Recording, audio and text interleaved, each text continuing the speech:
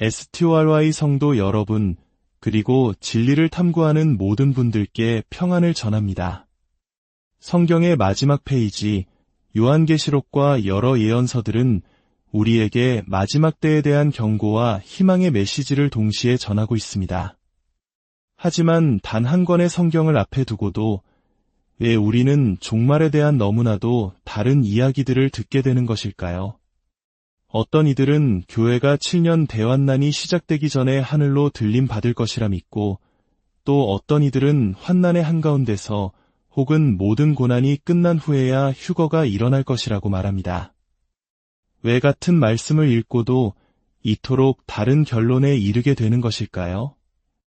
오늘 우리는 이 깊고도 중요한 질문에 대한 답을 함께 찾아가 보고자 합니다. 이 지혜의 여정을 시작하기 전 잠시 구독과 좋아요를 눌러주십시오. 여러분의 이 작은 손길이 진리의 말씀을 더 널리 퍼뜨리는 귀한 사역에 동참하는 길이며 여러분의 삶에 하나님의 은혜가 가득하기를 바라는 저희의 작은 기도이기도 합니다. 이제 우리 함께 기도하는 마음으로 말씀의 깊은 바다로 들어가 보겠습니다. 하늘에 계신 우리 아버지, 저희가 지금 마지막 때에 관한 주님의 말씀을 상고하고자 합니다. 저희에게 지혜의 영을 부어주시어 인간의 생각이 아닌 성령의 조명하심으로 진리를 깨닫게 하옵소서. 이 시간을 통해 저희의 믿음이 더욱 굳건해지고 다가올 미래를 두려움이 아닌 소망으로 준비하게 하옵소서. 주 예수 그리스도의 이름으로 기도드립니다. 아멘. 첫 번째 질문, 왜 마지막 때에 대한 해석이 이토록 다양하게 나뉘는가에 대한 근본적인 이유는 크게 두 가지로 볼 수 있습니다. 첫째, 성경의 예언, 특히 요한계시록과 다니엘서에 등장하는 수많은 상징들 때문입니다. 봉인된 두루마리, 7머리와 10뿔을 가진 짐승, 바벨론과 같은 상징적 언어들은 문자 그대로 해석하기보다는 그 시대적, 문화적 배경 속에서 의미를 찾아야 하는 마치 깊은 암호와도 같습니다. 이 암호를 푸는 과정에서 해석의 차이가 발생할 수밖에 없는 것입니다. 과거에는 이러한 예언을 뒷받침할 현실 세계의 증거, 즉 팩트가 부족했기에 수많은 추측과 해석이 난무했습니다. 하지만 오늘날 우리는 기술의 발전과 세계 정세의 변화 속에서 과거에는 상상할 수 없었던 많은 사실들을 목도하고 있으며 이는 예언의 퍼즐 조각들을 하나씩 맞춰나가는 데 도움을 주고 있습니다.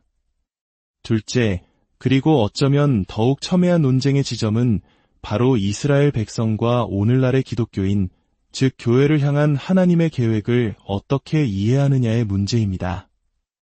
하나님께서 이스라엘 민족에게 하신 약속과 이방인이었던 우리에게 예수 그리스도를 통해 주신 약속이 마지막 때에 어떻게 적용되는가? 이 둘의 관계를 어떻게 설정하느냐에 따라 휴거의 시점과 대환난의 의미가 완전히 달라지게 됩니다. 예를 들어 어떤 학자들은 구약의 예언 대부분이 이스라엘 민족에게 초점이 맞춰져 있다고 봅니다. 그들은 예수님을 십자가에 못 박으며 그 피를 우리와 우리 자손에게 돌릴지어다라고 외쳤기에 그에 따른 연단의 과정을 거쳐야 한다고 주장합니다. 반면 예수 그리스도를 믿음으로 구원의 은혜를 입은 교회는 하나님의 진노인 대환난으로부터 보호받아 미리 들림 받을 것이라고 해석합니다. 이 관점이 바로 환난 전 휴거설의 핵심적인 기반입니다. 이처럼 이스라엘과 교회를 향한 하나님의 계획을 어떻게 보느냐가 종말론의 큰 줄기를 나누는 분수령이 되는 것입니다. 이러한 복잡성 때문에 우리는 섣불리 누군가의 주장이 틀렸다고 정죄하기보다는 각 주장이 어떤 성경적, 역사적 근거를 가지고 있는지를 겸손한 마음으로 살펴보아야 합니다. 가장 중요한 것은 어떤 이론을 따르든 간에 모든 이론이 공통적으로 가리키는 단 하나의 사실, 즉 주님은 반드시 다시 오신다는 진리 앞에서 우리 자신을 준비하는 것입니다. 그렇다면 이토록 중요한 휴거라는 사건은 성경 어디에서 명확하게 이야기하고 있을까요? 많은 분들이 마태복음 24장을 근거로 질문하십니다. 하지만 놀랍게도 구약과 신약의 모든 선지자, 제자들, 심지어 마태복음 24장에서 직접 종말에 대해 말씀하신 예수님조차 휴거라는 사건을 명시적으로, 즉 아주 구체적이고 직접적으로 설명하시지는 않았습니다. 성경 전체에서 휴거를 가장 명확하고 상세하게 가르친 인물은 단 한 사람, 바로 사도 바울입니다. 그는 고린도전서 15장 50절 이하와 데살로니가전서 4장 13절에서 17절, 이 두 곳에서 마지막 나팔 소리와 함께 죽은 자들이 먼저 일어나고 살아남은 성도들이 순식간에 변화하여 공중으로 끌어올려 주를 영접하게 될 사건을 생생하게 묘사합니다. 이것이 바로 우리가 휴거라고 부르는 사건입니다. 많은 사람들이 혼동하는 주님의 지상 재림과는 구별되는 사건입니다. 휴거는 주님께서 우리를 데리러 공중으로 오시는 사건이며, 이때 주님은 땅에 발을 딛지 않으십니다. 우리는 공중에서 주님을 만나게 됩니다. 반면 지상 재림은 대환난의 끝에 주님께서 만왕의 왕으로 이 땅에 직접 오셔서 악을 심판하시고 천년왕국을 세우시는 장엄한 사건입니다. 이 두 사건은 목적과 성격이 다른 별개의 사건이지만 그 시간적 간격에 대해서는 여전히 다양한 해석이 존재합니다. 이제 우리는 조금 더 깊은 이야기로 들어가려 합니다. 마지막 때를 이야기할 때 빠지지 않고 등장하는 이름들이 있습니다. 일루미나티, 프리메이슨, 로스차일드, 록펠러. 어린 시절부터 음모론처럼 들어왔던 이 이름들은 과연 허구일까요? 아니면 성경의 예언과 연결되는 실체일까요? 이야기의 뿌리는 고대 유대인들의 역사로 거슬러 올라갑니다. 유대인들은 고대부터 건축에 있어 타의 추종을 불허하는 놀라운 기술을 가진 민족이었습니다. 솔로몬의 성전, 바벨탑의 이야기는 그들의 건축 기술이 얼마나 뛰어났는지를 보여줍니다. 이들은 자신들의 독보적인 기술과 지혜를 외부인과 공유하지 않기 위해 비밀스러운 조합, 즉 길드를 형성했는데, 이것이 바로 프리메이슨, 즉 자유로운 석공의 기원이라는 주장이 있습니다. 이후 하나님의 택한 백성이라 불렸던 유대인들은 나라를 잃고 전 세계로 흩어져야 했습니다. 이산의 아픔, 우리 한민족 역시 일제강점기와 6.25 전쟁을 겪으며 그 슬픔을 깊이 이해할 수 있습니다. 낯선 땅에서 핍박받으며 살아가던 그들의 유일한 소망은 약속의 땅으로 돌아가 메시아를 맞이하는 것이었습니다. 이러한 열망 속에서 18세기 독일에서 일루미나티, 즉 계몽된 자들이라는 비밀 결사가 탄생합니다. 그들은 자신들의 막대한 부와 지능을 이용해 세계를 움직여 자신들의 목표를 이루고자 했습니다. 그들의 목표는 크게 5가지로 요약될 수 있습니다. 첫째, 전 세계에 흩어진 유대인들을 약속의 땅으로 귀환시키는 것. 둘째, 돌아온 유대인들이 정착할 수 있도록 정착촌을 건설하는 것. 셋째, 주변의 적대 세력으로부터 스스로를 지킬 수 있는 강력한 군대를 만드는 것. 넷째, 메시아를 맞이할 제3성전을 재건하는 것. 다섯째, 이 모든 것을 이루기 위해, 그리고 그들이 생각하는 메시아가 올 수 있는 길을 닫기 위해 전 세계를 하나의 정부, 하나의 질서 아래 두는 것, 즉 신세계 질서를 구축하는 것입니다. 이 원대한 계획을 실행하기 위해 그들은 영국의 통제에서 벗어나 새로운 기회의 땅, 아메리카로 눈을 돌렸습니다. 일루미나티가 창설된 1776년 5월 1일로부터 불과 2달 뒤인 7월 4일, 미국은 13개의 주를 중심으로 독립을 선언합니다. 이 숫자 13부는 우연이 아니라고 음모론자들은 주장합니다. 일루미나티를 창설하고 자금을 댄 핵심적인 13개의 유대계 가문이 있었고, 이들의 영향력이 미국의 건국 정신 깊숙이 뿌리내렸다는 것입니다. 그들의 영향력을 보여주는 가장 충격적인 예는 바로 미국의 중앙은행인 연방준비제도입니다. 이름과 달리 연방준비제도는 정부기관이 아니라 이들 국제금융가문들이 소유한 민간은행이라는 주장입니다. 이 은행이 달러를 찍어내고 미국 정부는 이들에게 돈을 빌리고 이자를 지불하는 구조라는 것입니다. 만약 이것이 사실이라면 세계 최강대국이라 불리는 미국조차도 보이지 않는 금융 세력의 통제 아래 놓여 있다는 결론에 이르게 됩니다. 이들은 이러한 자금력을 바탕으로 전 세계로 영향력을 확장합니다.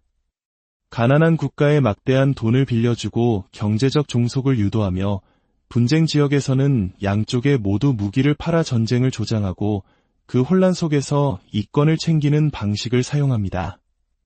심지어 지진이나 기후를 조작하는 기술을 이용해 인위적인 재난을 일으켜 한 나라의 경제를 파탄내고 구원자인 척다가가 그 나라의 자산과 주권을 빼앗는다는 끔찍한 시나리오까지 거론됩니다.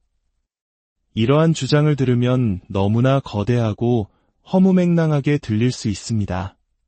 하지만 이 모든 움직임이 가리키는 방향은 단 하나, 바로 전 세계의 단일화입니다. 단일 정부, 단일 화폐, 단일 종교. 이는 요한계시록에 예언된 마지막 때의 적그리스도 통치체제와 놀라울 정도로 닮아 있습니다. 로스차일드, 록펠러와 같은 가문들은 단순히 돈이 많은 부자를 넘어 전 인류의 인구를 의도적으로 줄여야 한다는 인구 감축 아젠다를 공공연히 이야기하기도 했습니다.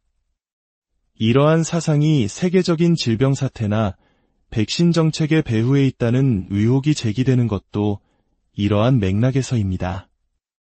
이 모든 논쟁과 이론 속에서 우리가 붙잡아야 할 가장 중요한 진실은 무엇일까요? 그것은 바로 깨어 준비하는 삶입니다. 어느 휴거설이 맞는지 논쟁하며 시간을 보내는 것보다 주님이 오늘 밤에라도 오신다면 떳떳하게 맞이할 수 있는 거룩하고 성결한 삶을 살아내는 것이 훨씬 더 중요합니다. 세상의 권력과 불을 장악한 보이지 않는 세력이 존재할 수도 있습니다. 그러나 우리는 기억해야 합니다.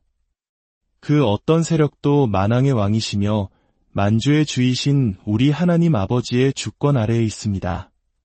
세상의 모든 권세는 결국 그분의 발 아래 무릎 꿇게 될 것입니다. 마태복음 24장 42절은 말씀합니다. 그러므로 깨어있으라. 어느 날에 너희 주가 임할는지 너희가 알지 못함이니라. 우리의 관심은 세상의 음모가 아니라 주님의 말씀에 있어야 합니다. 우리의 소망은 이 땅의 부와 명예가 아니라 하늘의 영원한 집에 있어야 합니다. 이 혼란스러운 마지막 때를 살아가는 우리 모두가 날마다 말씀과 기도로 무장하여 세상의 유혹과 거짓에 흔들리지 않고 어린 양 예수 그리스도의 신실한 신부로 준비되기를 소망합니다. 다 함께 기도하겠습니다. 사랑과 은혜가 풍성하신 하나님 아버지, 오늘 저희에게 마지막 때에 관한 귀한 지혜를 허락하여 주심에 감사드립니다. 세상의 수많은 이야기와 이론 속에서 혼란스러워하는 저희의 마음을 붙들어 주시고 오직 주님의 말씀이라는 반석 위에 굳게 서게 하여 주옵소서. 다가올 환난이 아닌 우리를 데리러 오실 주님을 바라보게 하시고 세상의 어둠이 짙어질수록 더욱 빛나는 믿음의 등불을 밝히게 하옵소서. 주 예수 그리스도의 은혜와 하나님의 사랑과 성령의 교통하심이 이 말씀을 듣는 모든 성도님들 위해 지금부터 영원까지 함께 하시기를 간절히 축원합니다. 아멘. STORY 성도 여러분, 그리고 진리를 탐구하는 모든 분들께 평안을 전합니다. 성경의 마지막 페이지, 요한계시록과 여러 예언서들은 우리에게 마지막 때에 대한 경고와 희망의 메시지를 동시에 전하고 있습니다. 하지만 단 한 권의 성경을 앞에 두고도 왜 우리는 종말에 대한 너무나도 다른 이야기들을 듣게 되는 것일까요? 어떤 이들은 교회가 7년 대환난이 시작되기 전에 하늘로 들림 받을 것이라 믿고, 또 어떤 이들은 환난의 한가운데서 혹은 모든 고난이 끝난 후에야 휴거가 일어날 것이라고 말합니다. 왜 같은 말씀을 읽고도 이토록 다른 결론에 이르게 되는 것일까요? 오늘 우리는 이 깊고도 중요한 질문에 대한 답을 함께 찾아가 보고자 합니다. 이 지혜의 여정을 시작하기 전 잠시 구독과 좋아요를 눌러주십시오. 여러분의 이 작은 손길이 진리의 말씀을 더 널리 퍼뜨리는 귀한 사역에 동참하는 길이며 여러분의 삶에 하나님의 은혜가 가득하기를 바라는 저희의 작은 기도이기도 합니다. 이제 우리 함께 기도하는 마음으로 말씀의 깊은 바다로 들어가 보겠습니다. 하늘에 계신 우리 아버지, 저희가 지금 마지막 때에 관한 주님의 말씀을 상고하고자 합니다. 저희에게 지혜의 영을 부어주시어 인간의 생각이 아닌 성령의 조명하심으로 진리를 깨닫게 하옵소서. 이 시간을 통해 저희의 믿음이 더욱 굳건해지고 다가올 미래를 두려움이 아닌 소망으로 준비하게 하옵소서. 주 예수 그리스도의 이름으로 기도드립니다. 아멘.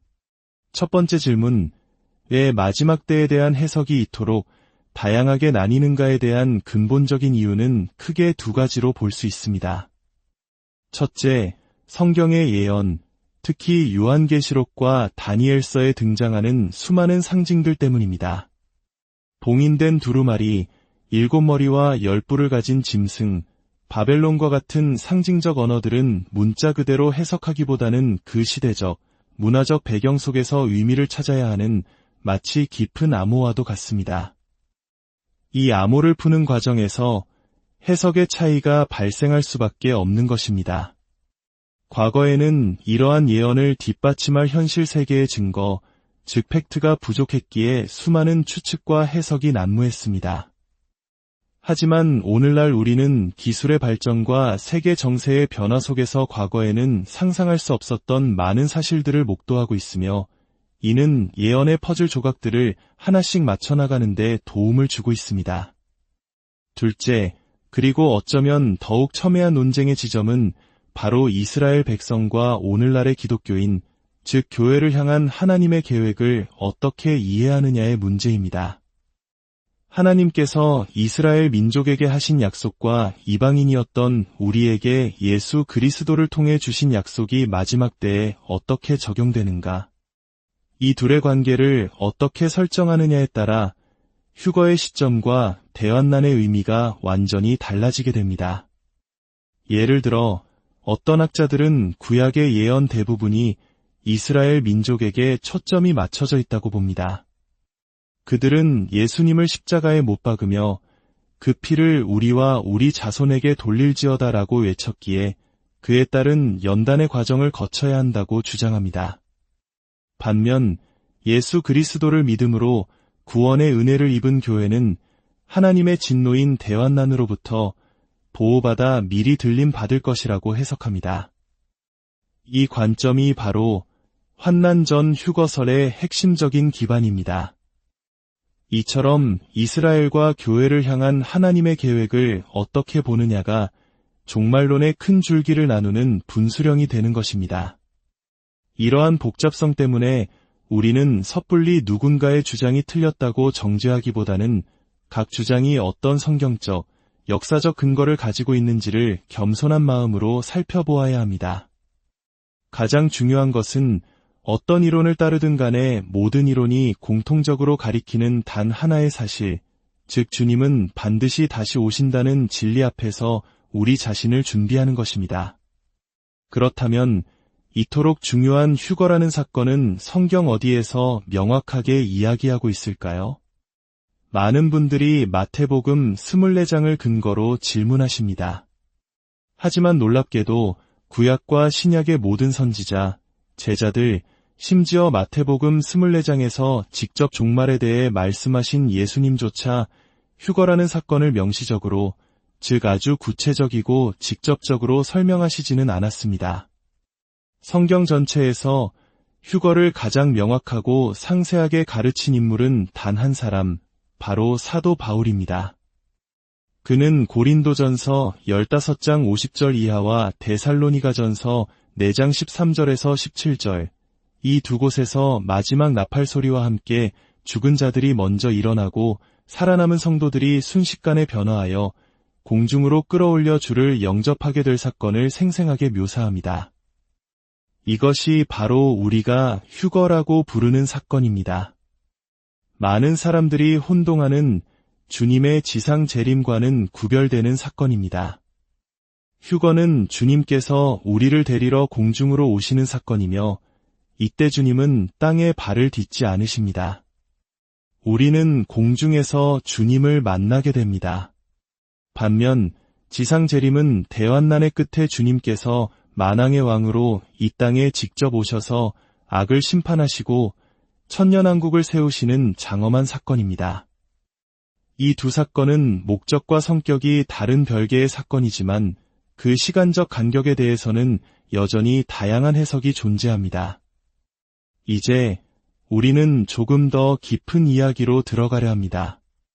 마지막 때를 이야기할 때 빠지지 않고 등장하는 이름들이 있습니다. 일루미나티, 프리메이슨, 로스차일드, 록펠러. 어린 시절부터 음모론처럼 들어왔던 이 이름들은 과연 허구일까요?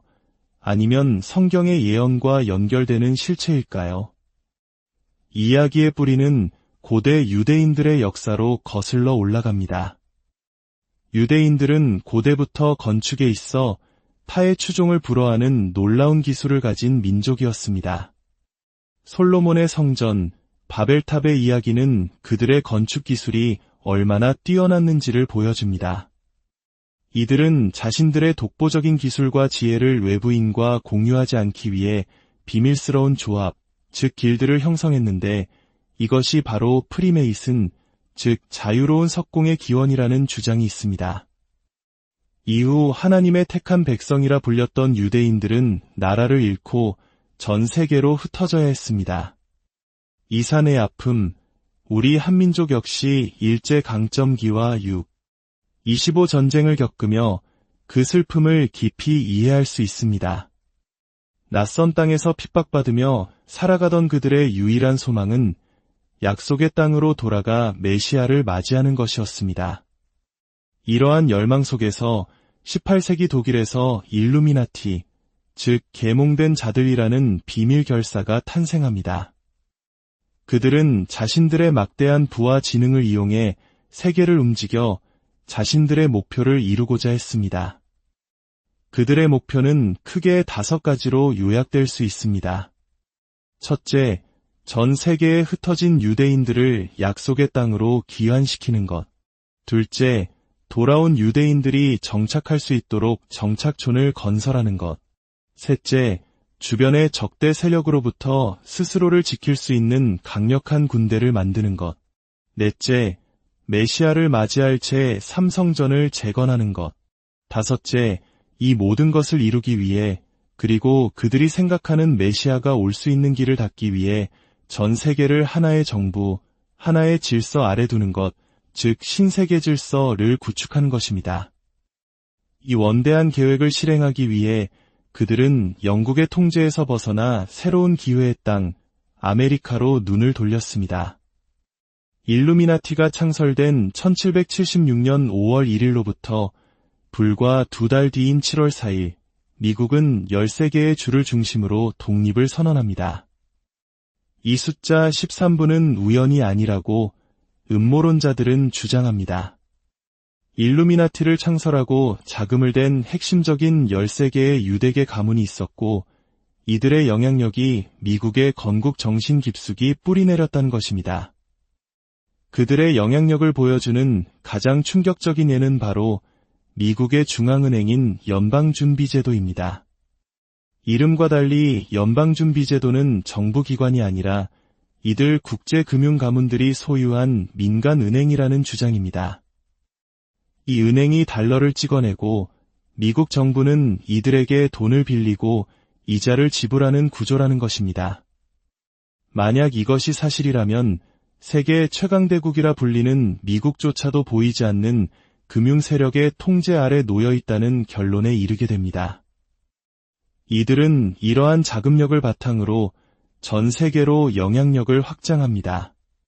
가난한 국가에 막대한 돈을 빌려주고 경제적 종속을 유도하며 분쟁 지역에서는 양쪽에 모두 무기를 팔아 전쟁을 조장하고 그 혼란 속에서 이권을 챙기는 방식을 사용합니다.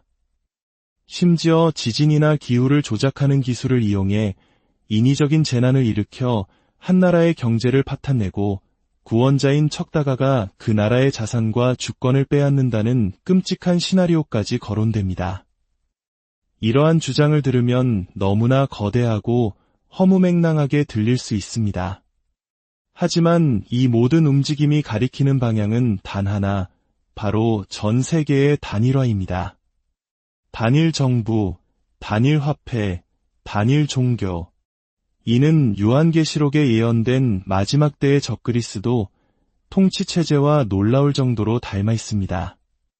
로스차일드, 록펠러와 같은 가문들은 단순히 돈이 많은 부자를 넘어 전 인류의 인구를 의도적으로 줄여야 한다는 인구 감축 아젠다를 공공연히 이야기하기도 했습니다. 이러한 사상이 세계적인 질병 사태나 백신 정책의 배후에 있다는 의혹이 제기되는 것도 이러한 맥락에서입니다. 이 모든 논쟁과 이론 속에서 우리가 붙잡아야 할 가장 중요한 진실은 무엇일까요? 그것은 바로 깨어 준비하는 삶입니다. 어느 휴거설이 맞는지 논쟁하며 시간을 보내는 것보다 주님이 오늘 밤에라도 오신다면 떳떳하게 맞이할 수 있는 거룩하고 성결한 삶을 살아내는 것이 훨씬 더 중요합니다. 세상의 권력과 불을 장악한 보이지 않는 세력이 존재할 수도 있습니다. 그러나 우리는 기억해야 합니다. 그 어떤 세력도 만왕의 왕이시며 만주의 주이신 우리 하나님 아버지의 주권 아래에 있습니다. 세상의 모든 권세는 결국 그분의 발 아래 무릎 꿇게 될 것입니다. 마태복음 24장 42절은 말씀합니다. 그러므로 깨어있으라. 어느 날에 너희 주가 임할는지 너희가 알지 못함이니라. 우리의 관심은 세상의 음모가 아니라 주님의 말씀에 있어야 합니다. 우리의 소망은 이 땅의 부와 명예가 아니라 하늘의 영원한 집에 있어야 합니다. 이 혼란스러운 마지막 때를 살아가는 우리 모두가 날마다 말씀과 기도로 무장하여 세상의 유혹과 거짓에 흔들리지 않고 어린 양 예수 그리스도의 신실한 신부로 준비되기를 소망합니다. 다 함께 기도하겠습니다. 사랑과 은혜가 풍성하신 하나님 아버지, 오늘 저희에게 마지막 때에 관한 귀한 지혜를 허락하여 주심에 감사드립니다. 세상의 수많은 이야기와 이론 속에서 혼란스러워하는 저희의 마음을 붙들어 주시고 오직 주님의 말씀이라는 반석 위에 굳게 서게 하여 주옵소서. 다가올 환난이 아닌 우리를 데리러 오실 주님을 바라보게 하시고 세상의 어둠이 짙어질수록 더욱 빛나는 믿음의 등불을 밝히게 하옵소서. 주 예수 그리스도의 은혜와 하나님의 사랑과 성령의 교통하심이 이 말씀을 듣는 모든 성도님들 위해 지금부터 영원까지 함께 하시기를 간절히 축원합니다. 아멘. STORY 성도 여러분, 그리고 진리를 탐구하는 모든 분들께 평안을 전합니다. 성경의 마지막 페이지, 요한계시록과 여러 예언서들은 우리에게 마지막 때에 대한 경고와 희망의 메시지를 동시에 전하고 있습니다. 하지만 단 한 권의 성경을 앞에 두고도 왜 우리는 종말에 대한 너무나도 다른 이야기들을 듣게 되는 것일까요? 어떤 이들은 교회가 7년 대환난이 시작되기 전에 하늘로 들림 받을 것이라 믿고, 또 어떤 이들은 환난의 한가운데서 혹은 모든 고난이 끝난 후에야 휴거가 일어날 것이라고 말합니다. 왜 같은 말씀을 읽고도 이토록 다른 결론에 이르게 되는 것일까요? 오늘 우리는 이 깊고도 중요한 질문에 대한 답을 함께 찾아가 보고자 합니다. 이 지혜의 여정을 시작하기 전 잠시 구독과 좋아요를 눌러주십시오. 여러분의 이 작은 손길이 진리의 말씀을 더 널리 퍼뜨리는 귀한 사역에 동참하는 길이며 여러분의 삶에 하나님의 은혜가 가득하기를 바라는 저희의 작은 기도이기도 합니다. 이제 우리 함께 기도하는 마음으로 말씀의 깊은 바다로 들어가 보겠습니다. 하늘에 계신 우리 아버지, 저희가 지금 마지막 때에 관한 주님의 말씀을 상고하고자 합니다. 저희에게 지혜의 영을 부어주시어 인간의 생각이 아닌 성령의 조명하심으로 진리를 깨닫게 하옵소서.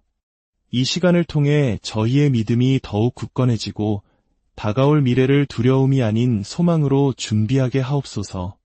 주 예수 그리스도의 이름으로 기도드립니다. 아멘. 첫 번째 질문, 왜 마지막 때에 대한 해석이 이토록 다양하게 나뉘는가에 대한 근본적인 이유는 크게 두 가지로 볼 수 있습니다. 첫째, 성경의 예언, 특히 요한계시록과 다니엘서에 등장하는 수많은 상징들 때문입니다. 봉인된 두루마리, 7머리와 10뿔을 가진 짐승, 바벨론과 같은 상징적 언어들은 문자 그대로 해석하기보다는 그 시대적, 문화적 배경 속에서 의미를 찾아야 하는 마치 깊은 암호와도 같습니다. 이 암호를 푸는 과정에서 해석의 차이가 발생할 수밖에 없는 것입니다. 과거에는 이러한 예언을 뒷받침할 현실 세계의 증거, 즉 팩트가 부족했기에 수많은 추측과 해석이 난무했습니다. 하지만 오늘날 우리는 기술의 발전과 세계 정세의 변화 속에서 과거에는 상상할 수 없었던 많은 사실들을 목도하고 있으며 이는 예언의 퍼즐 조각들을 하나씩 맞춰나가는 데 도움을 주고 있습니다. 둘째, 그리고 어쩌면 더욱 첨예한 논쟁의 지점은 바로 이스라엘 백성과 오늘날의 기독교인, 즉 교회를 향한 하나님의 계획을 어떻게 이해하느냐의 문제입니다. 하나님께서 이스라엘 민족에게 하신 약속과 이방인이었던 우리에게 예수 그리스도를 통해 주신 약속이 마지막 때에 어떻게 적용되는가? 이 둘의 관계를 어떻게 설정하느냐에 따라 휴거의 시점과 대환난의 의미가 완전히 달라지게 됩니다. 예를 들어 어떤 학자들은 구약의 예언 대부분이 이스라엘 민족에게 초점이 맞춰져 있다고 봅니다.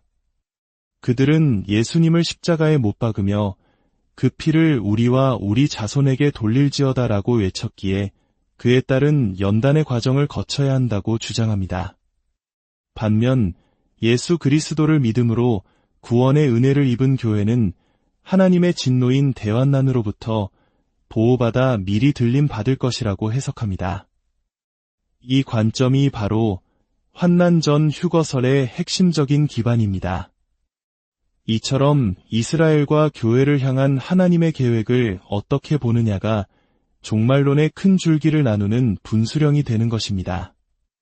이러한 복잡성 때문에 우리는 섣불리 누군가의 주장이 틀렸다고 정죄하기보다는 각 주장이 어떤 성경적, 역사적 근거를 가지고 있는지를 겸손한 마음으로 살펴보아야 합니다.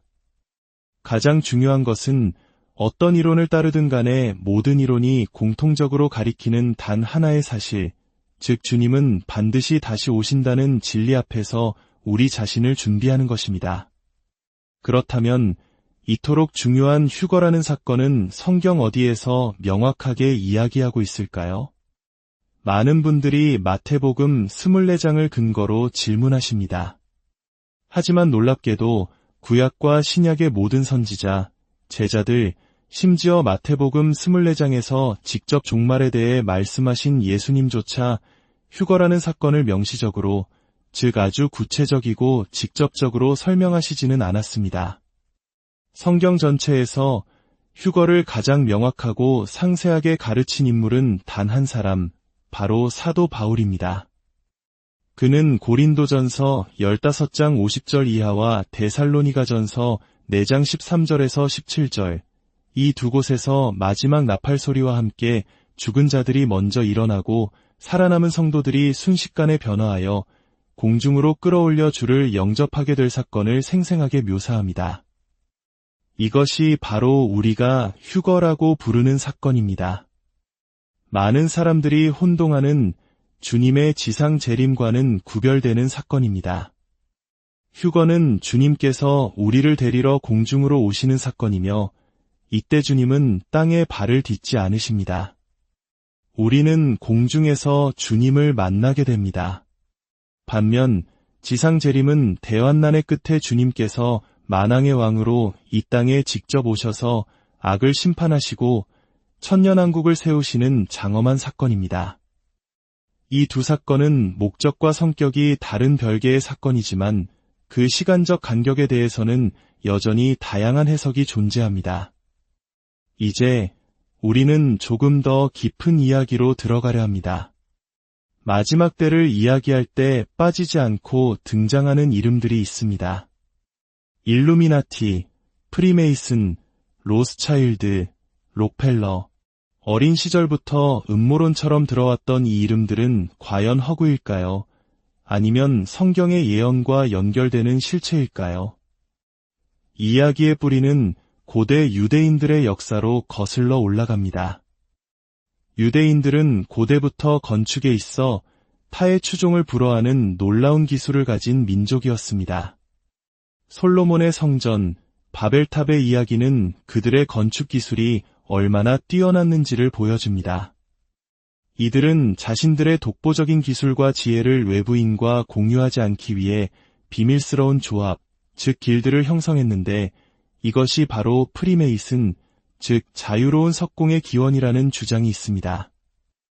이후 하나님의 택한 백성이라 불렸던 유대인들은 나라를 잃고 전 세계로 흩어져야 했습니다. 이산의 아픔, 우리 한민족 역시 일제강점기와 6.25 전쟁을 겪으며 그 슬픔을 깊이 이해할 수 있습니다. 낯선 땅에서 핍박받으며 살아가던 그들의 유일한 소망은 약속의 땅으로 돌아가 메시아를 맞이하는 것이었습니다. 이러한 열망 속에서 18세기 독일에서 일루미나티, 즉 계몽된 자들이라는 비밀 결사가 탄생합니다. 그들은 자신들의 막대한 부와 지능을 이용해 세계를 움직여 자신들의 목표를 이루고자 했습니다. 그들의 목표는 크게 5가지로 요약될 수 있습니다. 첫째, 전 세계에 흩어진 유대인들을 약속의 땅으로 귀환시키는 것. 둘째, 돌아온 유대인들이 정착할 수 있도록 정착촌을 건설하는 것. 셋째, 주변의 적대 세력으로부터 스스로를 지킬 수 있는 강력한 군대를 만드는 것. 넷째, 메시아를 맞이할 제3성전을 재건하는 것. 다섯째, 이 모든 것을 이루기 위해 그리고 그들이 생각하는 메시아가 올 수 있는 길을 닫기 위해 전 세계를 하나의 정부, 하나의 질서 아래 두는 것, 즉 신세계 질서를 구축하는 것입니다. 이 원대한 계획을 실행하기 위해 그들은 영국의 통제에서 벗어나 새로운 기회의 땅, 아메리카로 눈을 돌렸습니다. 일루미나티가 창설된 1776년 5월 1일로부터 불과 2달 뒤인 7월 4일, 미국은 13개의 주를 중심으로 독립을 선언합니다. 이 숫자 13부는 우연이 아니라고 음모론자들은 주장합니다. 일루미나티를 창설하고 자금을 댄 핵심적인 13개의 유대계 가문이 있었고 이들의 영향력이 미국의 건국 정신 깊숙이 뿌리내렸다는 것입니다. 그들의 영향력을 보여주는 가장 충격적인 예는 바로 미국의 중앙은행인 연방준비제도입니다. 이름과 달리 연방준비제도는 정부기관이 아니라 이들 국제금융가문들이 소유한 민간은행이라는 주장입니다. 이 은행이 달러를 찍어내고 미국 정부는 이들에게 돈을 빌리고 이자를 지불하는 구조라는 것입니다. 만약 이것이 사실이라면 세계 최강대국이라 불리는 미국조차도 보이지 않는 금융세력의 통제 아래 놓여 있다는 결론에 이르게 됩니다. 이들은 이러한 자금력을 바탕으로 전 세계로 영향력을 확장합니다. 가난한 국가에 막대한 돈을 빌려주고 경제적 종속을 유도하며 분쟁 지역에서는 양쪽에 모두 무기를 팔아 전쟁을 조장하고 그 혼란 속에서 이권을 챙기는 방식을 사용합니다. 심지어 지진이나 기후를 조작하는 기술을 이용해 인위적인 재난을 일으켜 한 나라의 경제를 파탄내고 구원자인 척다가가 그 나라의 자산과 주권을 빼앗는다는 끔찍한 시나리오까지 거론됩니다. 이러한 주장을 들으면 너무나 거대하고 허무맹랑하게 들릴 수 있습니다. 하지만 이 모든 움직임이 가리키는 방향은 단 하나, 바로 전 세계의 단일화입니다. 단일 정부, 단일 화폐, 단일 종교. 이는 요한계시록에 예언된 마지막 때의 적그리스도 통치체제와 놀라울 정도로 닮아 있습니다. 로스차일드, 록펠러와 같은 가문들은 단순히 돈이 많은 부자를 넘어 전 인류의 인구를 의도적으로 줄여야 한다는 인구 감축 아젠다를 공공연히 이야기하기도 했습니다. 이러한 사상이 세계적인 질병 사태나 백신 정책의 배후에 있다는 의혹이 제기되는 것도 이러한 맥락에서입니다. 이 모든 논쟁과 이론 속에서 우리가 붙잡아야 할 가장 중요한 진실은 무엇일까요?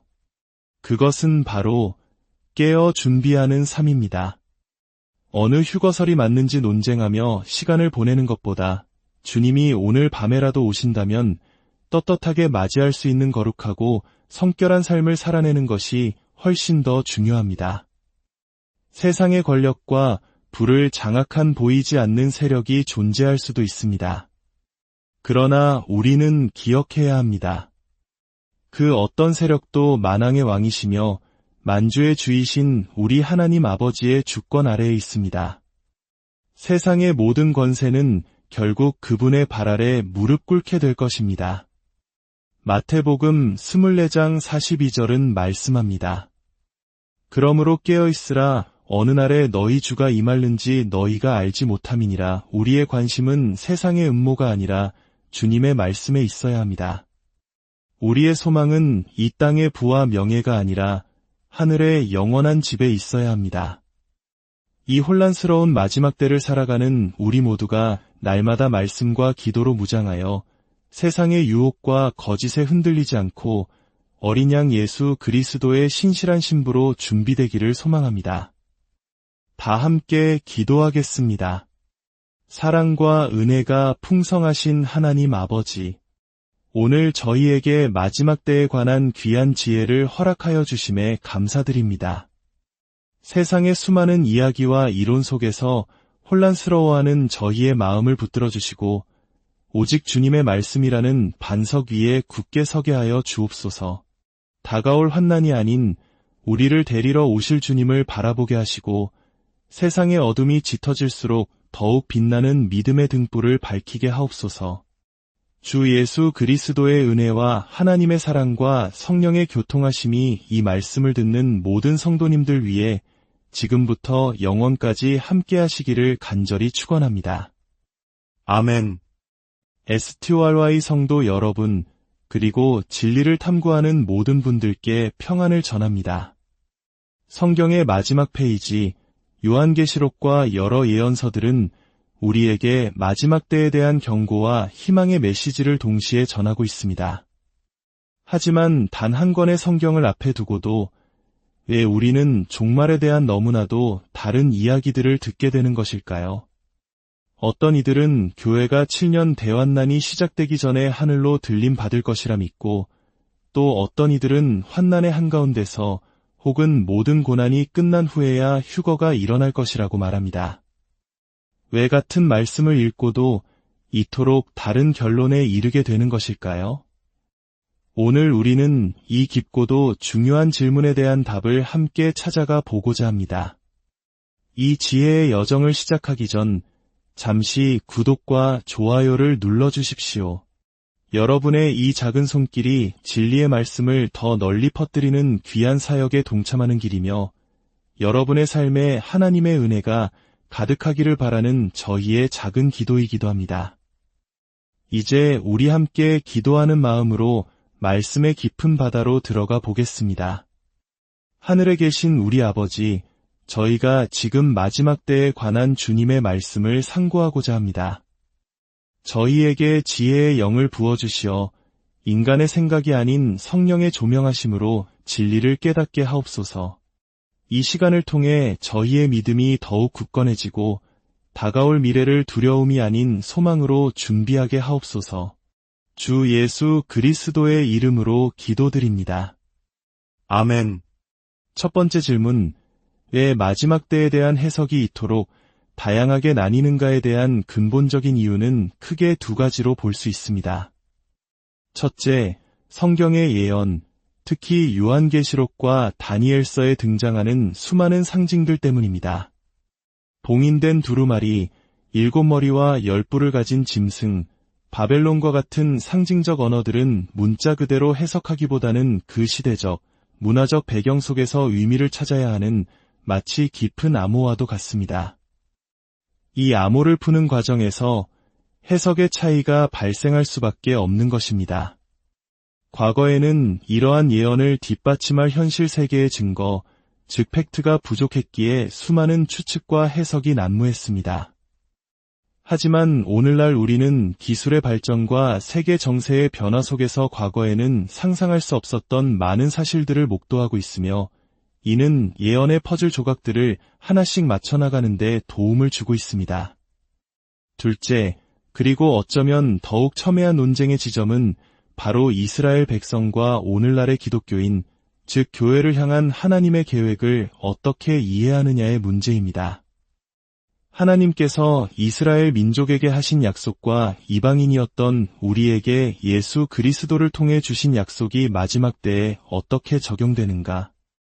이 둘의 관계를 어떻게 설정하느냐에 따라 휴거의 시점과 대환난의 의미가 완전히 달라지게 됩니다. 예를 들어 어떤 학자들은 구약의 예언 대부분이 이스라엘 민족에게 초점이 맞춰져 있다고 봅니다. 그들은 예수님을 십자가에 못 박으며 그 피를 우리와 우리 자손에게 돌릴지어다라고 외쳤기에 그에 따른 연단의 과정을 거쳐야 한다고 주장합니다. 반면 예수 그리스도를 믿음으로 구원의 은혜를 입은 교회는 하나님의 진노인 대환난으로부터 보호받아 미리 들림 받을 것이라고 해석합니다. 이 관점이 바로 환난 전 휴거설의 핵심적인 기반입니다. 이처럼 이스라엘과 교회를 향한 하나님의 계획을 어떻게 보느냐가 종말론의 큰 줄기를 나누는 분수령이 되는 것입니다. 이러한 복잡성 때문에 우리는 섣불리 누군가의 주장이 틀렸다고 정죄하기보다는 각 주장이 어떤 성경적, 역사적 근거를 가지고 있는지를 겸손한 마음으로 살펴보아야 합니다. 가장 중요한 것은 어떤 이론을 따르든 간에 모든 이론이 공통적으로 가리키는 단 하나의 사실, 즉 주님은 반드시 다시 오신다는 진리 앞에서 우리 자신을 준비하는 것입니다. 그렇다면 이토록 중요한 휴거라는 사건은 성경 어디에서 명확하게 이야기하고 있을까요? 많은 분들이 마태복음 24장을 근거로 질문하십니다.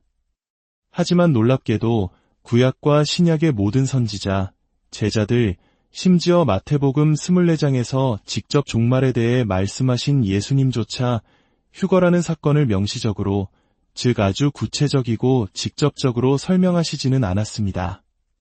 성경 전체에서 휴거를 가장 명확하고 상세하게 가르친 인물은 단 한 사람, 바로 사도 바울입니다. 그는 고린도전서 15장 50절 이하와 데살로니가전서 4장 13절에서 17절, 이 두 곳에서 마지막 나팔 소리와 함께 죽은 자들이 먼저 일어나고 살아남은 성도들이 순식간에 변화하여 공중으로 끌어올려 주를 영접하게 될 사건을 생생하게 묘사합니다. 이것이 바로 우리가 휴거라고 부르는 사건입니다. 많은 사람들이 혼동하는 주님의 지상 재림과는 구별되는 사건입니다. 휴거는 주님께서 우리를 데리러 공중으로 오시는 사건이며, 이때 주님은 땅에 발을 딛지 않으십니다. 우리는 공중에서 주님을 만나게 됩니다. 반면 지상 재림은 대환난의 끝에 주님께서 만왕의 왕으로 이 땅에 직접 오셔서 악을 심판하시고 천년왕국을 세우시는 장엄한 사건입니다. 이 두 사건은 목적과 성격이 다른 별개의 사건이지만 그 시간적 간격에 대해서는 여전히 다양한 해석이 존재합니다. 이제 우리는 조금 더 깊은 이야기로 들어가려 합니다. 마지막 때를 이야기할 때 빠지지 않고 등장하는 이름들이 있습니다. 일루미나티, 프리메이슨, 로스차일드, 록펠러. 어린 시절부터 음모론처럼 들어왔던 이 이름들은 과연 허구일까요? 아니면 성경의 예언과 연결되는 실체일까요? 이야기의 뿌리는 고대 유대인들의 역사로 거슬러 올라갑니다. 유대인들은 고대부터 건축에 있어 타의 추종을 불허하는 놀라운 기술을 가진 민족이었습니다. 솔로몬의 성전, 바벨탑의 이야기는 그들의 건축 기술이 얼마나 뛰어났는지를 보여줍니다. 이들은 자신들의 독보적인 기술과 지혜를 외부인과 공유하지 않기 위해 비밀스러운 조합, 즉 길드를 형성했는데 이것이 바로 프리메이슨, 즉 자유로운 석공의 기원이라는 주장이 있습니다. 이후 하나님의 택한 백성이라 불렸던 유대인들은 나라를 잃고 전 세계로 흩어져야 했습니다. 이산의 아픔, 우리 한민족 역시 일제강점기와 6.25 전쟁을 겪으며 그 슬픔을 깊이 이해할 수 있습니다. 낯선 땅에서 핍박받으며 살아가던 그들의 유일한 소망은 약속의 땅으로 돌아가 메시아를 맞이하는 것이었습니다. 이러한 열망 속에서 18세기 독일에서 일루미나티, 즉 계몽된 자들이라는 비밀 결사가 탄생합니다. 그들은 자신들의 막대한 부와 지능을 이용해 세계를 움직여 자신들의 목표를 이루고자 했습니다. 그들의 목표는 크게 5가지로 요약될 수 있습니다. 첫째, 전 세계에 흩어진 유대인들을 약속의 땅으로 귀환시키는 것. 둘째, 돌아온 유대인들이 정착할 수 있도록 정착촌을 건설하는 것. 셋째, 주변의 적대 세력으로부터 스스로를 지킬 수 있는 강력한 군대를 만드는 것. 넷째, 메시아를 맞이할 제3성전을 재건하는 것. 다섯째, 이 모든 것을 이루기 위해 그리고 그들이 생각하는 메시아가 올 수 있는 길을 닫기 위해 전 세계를 하나의 정부, 하나의 질서 아래 두는 것, 즉 신세계 질서를 구축하는 것입니다. 이 원대한 계획을 실행하기 위해 그들은 영국의 통제에서 벗어나 새로운 기회의 땅, 아메리카로 눈을 돌렸습니다. 일루미나티가 창설된 1776년 5월 1일로부터 불과 2달 뒤인 7월 4일, 미국은 13개의 주를 중심으로 독립을 선언합니다. 이 숫자 13부는 우연이 아니라고 음모론자들은 주장합니다. 일루미나티를 창설하고 자금을 댄 핵심적인 13개의 유대계 가문이 있었고 이들의 영향력이 미국의 건국 정신 깊숙이 뿌리내렸다는 것입니다. 그들의 영향력을 보여주는 가장 충격적인 예는 바로 미국의 중앙은행인 연방준비제도입니다.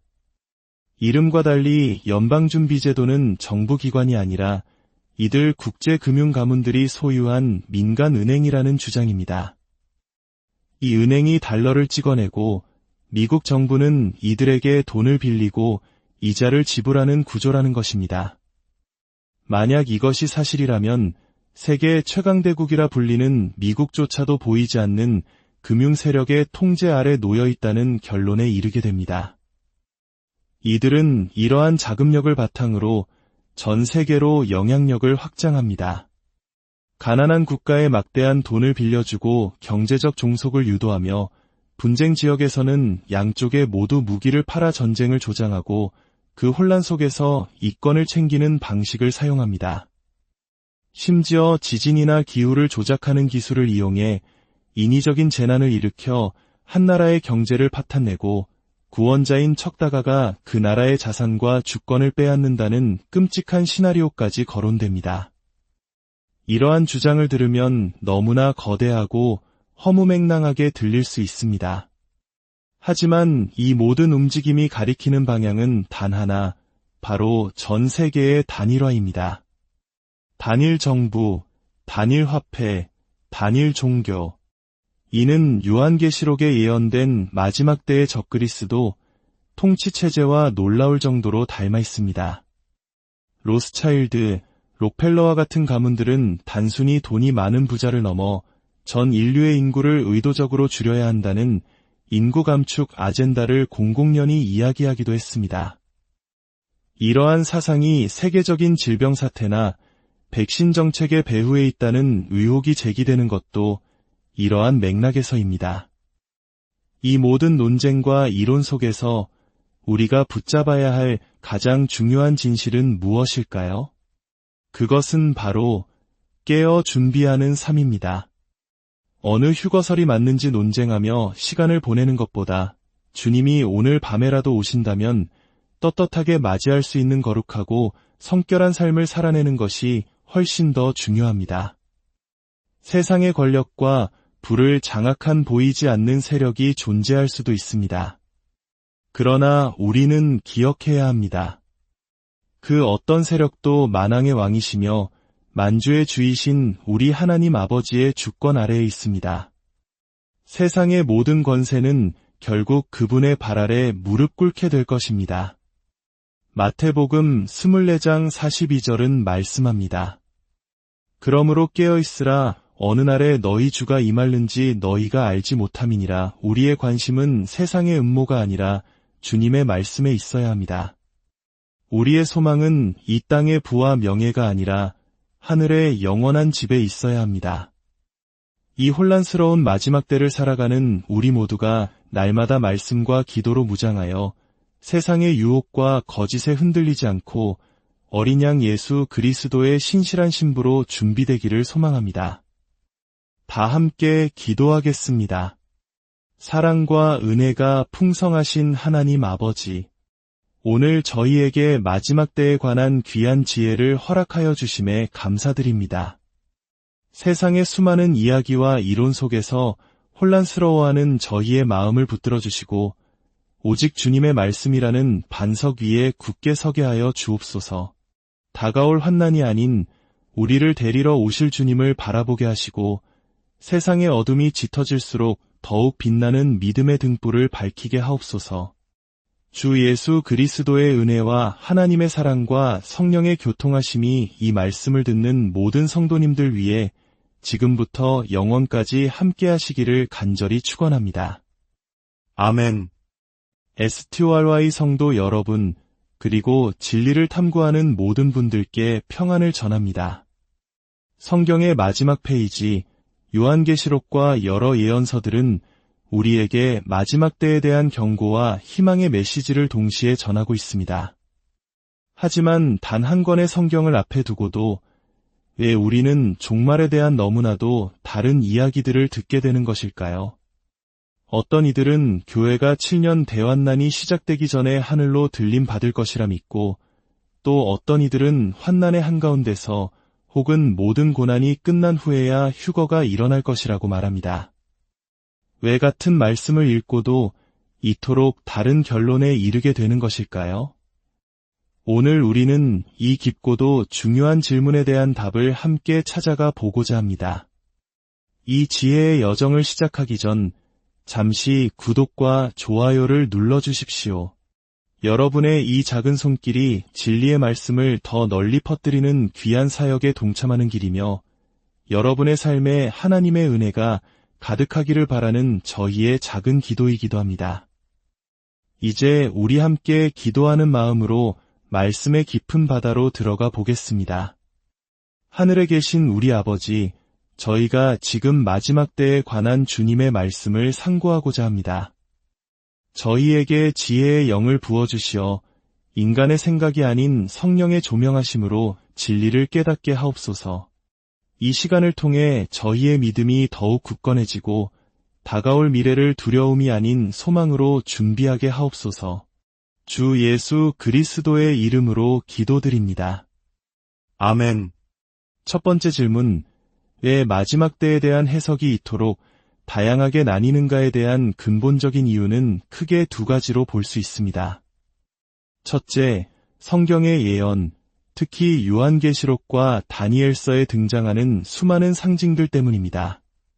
봉인된 두루마리, 7머리와 10뿔을 가진 짐승, 바벨론과 같은 상징적 언어들은 문자 그대로 해석하기보다는 그 시대적, 문화적 배경 속에서 의미를 찾아야 하는 마치 깊은 암호와도 같습니다. 이 암호를 푸는 과정에서 해석의 차이가 발생할 수밖에 없는 것입니다. 과거에는 이러한 예언을 뒷받침할 현실 세계의 증거, 즉 팩트가 부족했기에 수많은 추측과 해석이 난무했습니다.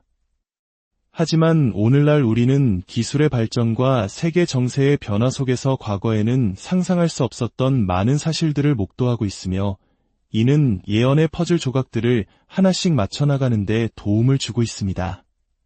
둘째, 그리고 어쩌면 더욱 첨예한 논쟁의 지점은 바로 이스라엘 백성과 오늘날의 기독교인 즉 교회를 향한 하나님의 계획을 어떻게 이해하느냐의 문제입니다. 하나님께서 이스라엘 민족에게 하신 약속과 이방인이었던 우리에게